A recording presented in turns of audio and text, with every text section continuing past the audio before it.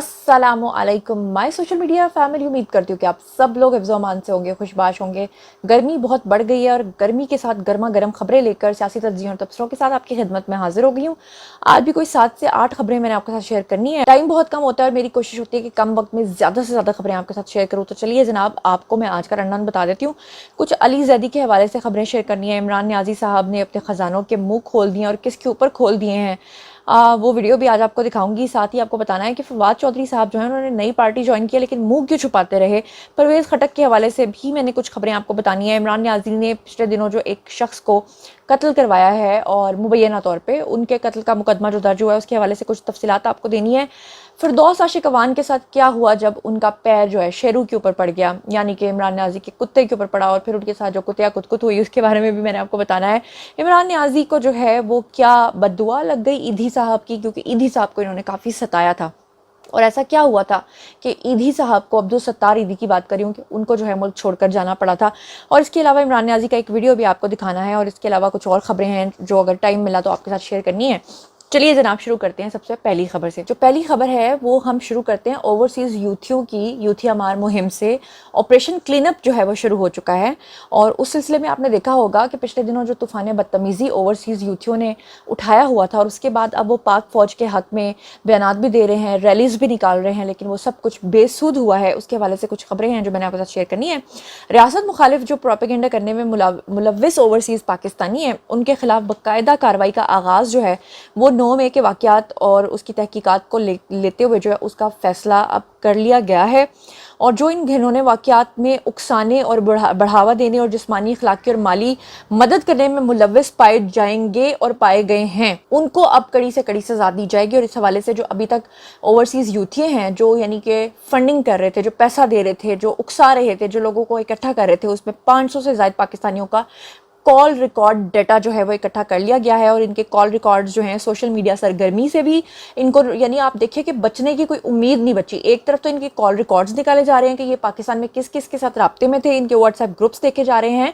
सबसे बढ़कर ये कि इनकी ट्रैवल हिस्ट्री देखी जा रही है कि इन्होंने पिछले 2 सालों के अंदर कहाँ कहाँ सफ़र किया है, फिर इनके मालियाती लेन देन के इन्होंने किस किस को पैसे भेजे हैं, इमिग्रेशन स्टेटस और दीगर मुतल्लिका डाटा जो है उसको निकाल कर इनका तज्जिया किया गया है, जहाँ से अंदाज़ा लगाया जा रहा है कि ये क्या क्या कुछ करते रहे हैं। और पाकिस्तानी हुकाम के नोटिस में ये भी आया है कि इनमें बाज़ जो सरगना थे उनको गैर मुल्की इंटेलिजेंस एजेंसियों की पुष्ट पनाही भी हासिल थी।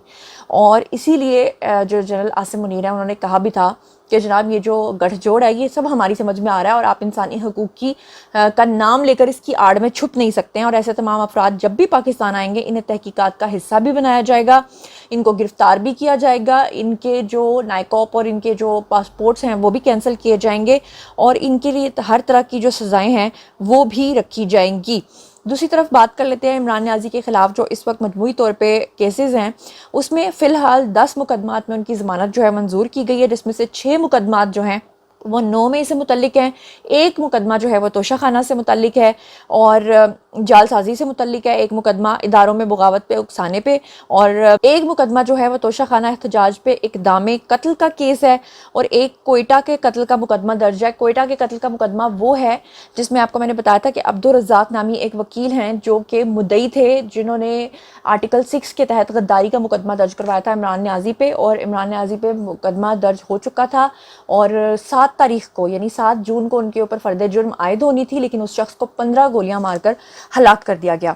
तो जनाब ये थी सीधा सीधा खबरें। उसके अलावा जो अगली खबर मैंने आपको बतानी है वो फिरदौस आशिक अवान के हवाले से बात करते हैं, लेकिन उससे पहले एक बड़ी इंपॉर्टेंट खबर मैंने आपको देनी है। आपको पता है कि जिस दिन कोर कमांडर हाउस पे हमला हुआ था उस दिन एक शख्स था जिसका नाम हाशिर था।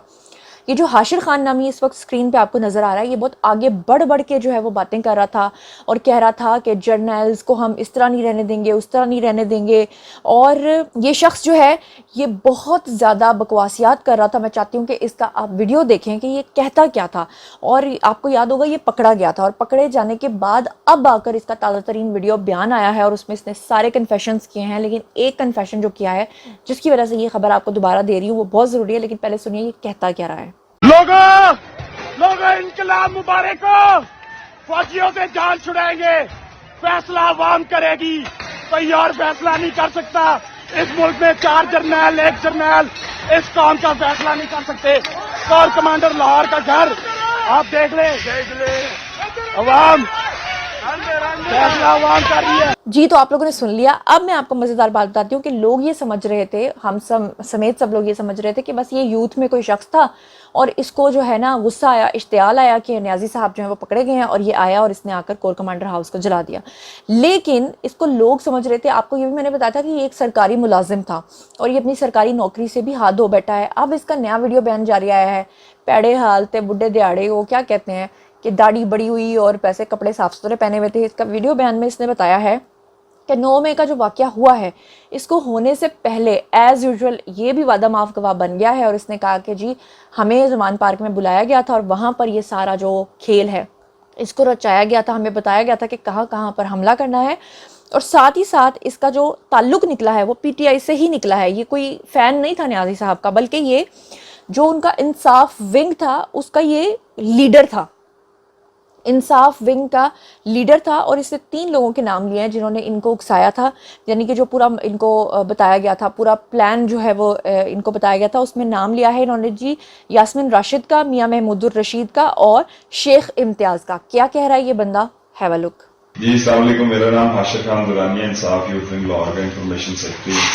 9 मई को इमरान खान की गिरफ्तारी के बाद जो लाहौर कोर कमांडर हाउस पे हमला हुआ, इसकी जो प्लानिंग थी पहले से ज़मान पार्क में की गई थी, जिसमें लीडरशिप जो है डॉक्टर यास्मिन राशिद साहिबा और मियां महमूद रशीद और इसके अलावा सदर शेख इम्तियाज साहब, इन्होंने पहले से प्लानिंग की थी। तो ये क्यों हुआ? क्योंकि ये पहले से लोग हमलावर हुए कोर कमांडर हाउस, लोगों को इमरान खान साहब ने बयानिया जो दिया फौज के खिलाफ, उस पर लोग जो है वो असरअंदाज हुआ वो लोगों पे, और फिर उसका नतीजा ये हुआ कि लोग इधर आके हमला किया, लोगों ने तोड़ फोड़ की। मैं भी वहाँ पे था, मैंने भी वहाँ पे वीडियो बनाई कि लोगों इनकलाब आ गया, उनको उकसाया, फिर मैंने झंडा मेरा लगाया उधर फायर गेट के ऊपर और कहा कि ये कोर कमांडर हाउस नहीं, ये खान हाउस है। तो ये सारा कुछ हुआ। तो इसमें मैंने देखा कि फौज का जो रवैया था वो बड़ा पॉजिटिव था। उसने आम शहरियों के ऊपर और किसी के ऊपर कोई जो है वो इवन के तिनका भी नहीं मारा। हमारी फौज है, उसने किसी शहरी को कोई नुकसान नहीं पहुंचाया। जी, तो आप लोगों ने देखा। और आज जो सबके रोने निकल रहे हैं, आज जो सब रो रहे हैं, तो हमें भी उन पर तरस आ जाता है। हम भी कहते हैं हाय इनके साथ क्या हो रहा है। लेकिन जब उनके दागदार माजी के ऊपर नज़र जाती है और जब ये नज़र जाती है कि किस तरह के फ़िरौन बने हुए थे ये अपने वक्त में, तो फिर इंसान सोचता है कि ये मुकाफ़ात अमल का शिकार हैं। उसी में नाम आता है अली जैदी साहब का। अली जैदी वही हैं जो 1 महीना अपने घर के अंदर नज़र बंद रहे। ये वही हैं जो कहते थे कि माथे पे गोली मार दो फिर भी नहीं जाऊँगा, जो कहते थे न्याजी को नहीं छोड़ूंगा, फिर न्याजी को छोड़ के नई पार्टी भी उन्होंने ज्वाइन कर लिया जहांगीर तरीन की। इनका एक मुझे वीडियो याद आता है कि जब इनसे पूछा गया था, जब शहबाज शरीफ को पकड़ा गया था, जब शहबाज शरीफ को कैद कर लिया गया था, जब जरदारी साहब के ऊपर ये सारी चीज़ें लग रही थी, तो ये कितनी फ़िरौनियत में आकर कहते थे कि कोई पूछे तो कहना खान आया था। Have a look. ताब हुसैन को जो है वो आज गिरफ्तार कर लिया गया है, क्या कहेंगे आप सर? हमजा शहबाज भी गिरफ्तार है, जरदारी भी गिरफ्तार है। एक लाइन बोलूं, कोई पूछे तो कहना खान आया था। जी, तो आप लोगों ने देखा। और न्याजी साहब जो हैं एज़ यूजुअल उनका एक नया प्लान, जो कि मैंने आपको पहले ही बताया था, बेनकाब हो चुका है कि उन्होंने ये प्लान बनाया था एतजाज़ साहब के साथ मिलकर कि ईद के बाद उन्होंने वकला के साथ मिलकर पूरी एक बड़ी फोर्स के साथ जो है ना एक तहरीक का आगाज़ करना था, जिसमें उन्होंने जो है हमारी अदलिया के साथ मिलकर पूरे पाकिस्तान के अंदर अनरेस्ट जो है वो फैलाना था। और उसी सिलसिले की एक कड़ी में मैं आपको एक वीडियो दिखाना चाहती हूँ। और मैं आपको एक और बात बता देती हूँ, न्याजी साहब से मिलने वाले लोग जो हैं वो इस बात की गवाही देते हैं कि वो जब भी कभी उनके पास जाते हैं वो उनको पानी भी नहीं पूछते, वो उनको चाय भी नहीं पूछते। यहाँ तक कि ऑन दी फ्रंट प्रोग्राम करने वाले जो होस्ट हैं कामरान शाहिद, उन्होंने ये बताया था कि एक दफ़ा मैं इंटरव्यू करने के लिए गया और मैं अपने साथ अपनी कॉफ़ी खुद लेकर गया था, क्योंकि मुझे पता था कि न्याजी साहब ने पानी भी नहीं पूछना।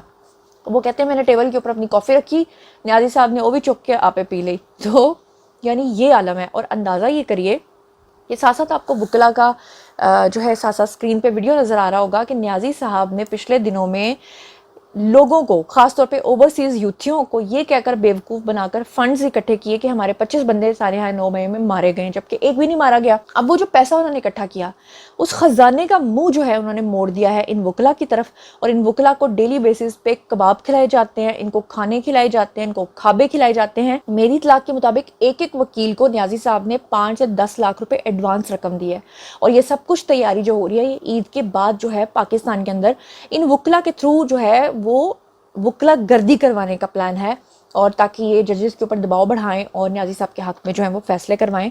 लेकिन जो सबके बाप होते हैं उनको पता होता है कि कैसे किसको कहाँ फिक्स करना है। अब चलते हैं जनाब जी अगले खबर की तरफ। तो जैसा कि आप लोग जानते हैं, जहांगीर तरीन जो है उन्होंने अपनी नई पार्टी बना ली है। गुज़श्ता रोज़ मैंने आपको व्लॉग में बता दिया था कि उन्होंने 100+ लोगों को बुला के अलीम खान के घर पे मीटिंग करके इन सब लोगों को पार्टी में शामिल कर लिया है। लेकिन फवाद चौधरी जो है वहाँ पे अपना मुँह छुपाते नजर आए और वो काफ़ी टेंस दिखाई दिए। फयाजुल हसन चौहान जो हैं वो काफ़ी ज़्यादा टेंस दिखाई दिए। तो ऐसे काम करते क्यों हो कि आप लोगों को मुँह छुपाना पड़े? और अब तो डिबेट भी होके ख़त्म हो गई होगी, लेकिन फवाद चौधरी जो है वो काफ़ी डिस्टर्ब दिखाई दिए। उसकी रीज़न ये है कि फवाद चौधरी नहीं चाहते थे कि वो इस पार्टी में आए। फवाद चौधरी चाहते थे कि वो नून लीग में आए। वो गए थे मियाँ साहब से मिलने के लिए, मियाँ साहब तक मैसेजेस पहुँचाए, मियाँ साहब ने लिफ्ट नहीं कराई। फिर बताने वाले ये बताते हैं कि जरदारी साहब के घर के बाहर जाकर कितनी देर खड़े रहे, लेकिन जरदारी साहब ने अपने गार्ड्स को कहा कि इस बंदे से मैंने मिलना भी नहीं है, मुलाकात भी नहीं करनी है। तो फिर उसके बाद इनके पास फाइनली जो है वो कोई हल नहीं बचता था सिवाय इसके कि वो जहांगीर तरीन की पनाह में आ जाएं। लेकिन बहरहाल उनको मुँह छुपाना पड़ा। हालांकि बाद में उन्होंने ये बताया कि उनकी तबीयत ख़राब हो गई थी, शायद उनको शुगर का भी कोई मसला है, और कुछ लोगों ने कहा कि नहीं जी उन्होंने पालक और सीख कबाब ज़्यादा खा लिए थे जिसकी वजह से उनको थोड़ी गैस्ट्रिक प्रॉब्लम हो गई थी। लेकिन आने वाले दिनों में अगर वो कुछ बता सकें तो वही इस पर रोशनी डाल सकते हैं। और एक और आपको ब्रेकिंग न्यूज़ दे दूं कि जहां जहांगीर तरीन जो हैं वो अपनी पार्टी बना रहे हैं, वहीं पर परवेज़ खटक साहब खुद से अलग से एक पार्टी बनाने का सोच रहे हैं। ना सिर्फ सोच रहे हैं बल्कि उन्होंने 2 दर्जन लोगों के साथ रब्ता भी कर लिया है, और उनको उन्होंने कांटेक्ट करके कहा है कि मैं तो आडा हूँ लीडर होवांगा तो आ जाओ भाई और ये जितने भी लोगों से उन्होंने रब्ता किया ये ज़्यादातर खैबर पख्तूनख्वा के लोगों से इन्होंने रब्ता किया है। और अब चलते हैं जनाब अगली खबर की तरफ। अगली खबर ये है कि ये जो कोयटा कत्ल केस था इसमें 14 दिन की ज़मानत मिली है न्याजी साहब को। ये कोयटा कत्ल के सीनियर एडवोकेट जो हैं यानी कि अब्दुल रज़ाक, ये वही हैं जिनको 15 गोलियां मारकर हलाक कर दिया गया था, और ये जो है मुकदमा लड़ रहे थे इमरान न्याजी के खिलाफ गद्दारी का, और 7 तारीख को न्याजी साहब पे गद्दारी का जो है वो ठप्पा लगना था, लेकिन उससे पहले ही 15 गोलियां मारकर इनको हलाक कर दिया गया। तो उस केस में इनको 14 दिन की ज़मानत मिली है। और इसके बाद सबसे लास्ट में हम फिरदौस आशिक की तरफ चलते हैं, लेकिन उससे पहले मैं आपको एक छोटा सा क्लिप दिखाना चाहती हूँ कि न्याजी साहब पहले क्या कहा करते थे। वो कहते थे कि मैं ऐसा वज़ीर आज़म कभी भी नहीं बनूंगा अगर मुझे ऑफर भी हुई कि जिसके हाथ बंधे होते हैं, जो कुछ नहीं कर सकता, जो एस्टैब्लिशमेंट के अंडर होता है। और फिर बाद में वो दुहाइयाँ देते रहे कि किस तरह एस्टैब्लिशमेंट ने मेरे हाथ बांध दिए थे।